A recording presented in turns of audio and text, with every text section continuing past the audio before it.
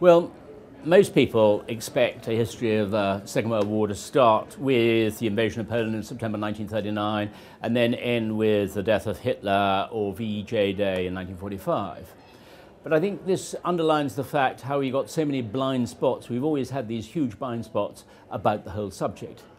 My book starts in August 1939 on the Mongolian-Manchurian frontier, where General Zhukov defeated the Japanese. Now, it was not one of the biggest battles of the war by any means. There were many more titanic clashes to come, but it had a huge influence on the outcome of other events.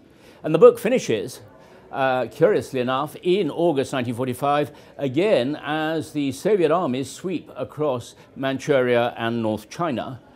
And I think this has a curious symmetry about the whole thing. The point, in many ways, of the book, of course, is to bring together so many different elements. I mean, we talk about the Second World War as if it was some sort of monolithic operation. In fact, there were many wars incorporated within it. One mustn't forget the Sino-Japanese War or the Finnish Winter War. And we always expect that it was something like the sort of the three major powers, the great Allied powers of Great Britain, Soviet Union and the United States against the main Axis powers of Germany and Japan.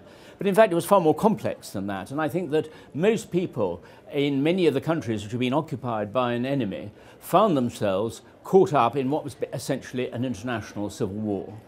But the real point of the book, let's face it, of course, is to emphasize on the fate of the individual caught up in all of those events. I mean, just the other day I heard of a friend's father-in-law who'd recently died, and his last words were, "I can hear the cracking of the ice." And that was because, as a 6-year-old child, he'd been almost dragged by his mother across the ice of the Frische to escape the Red Army in East Prussia.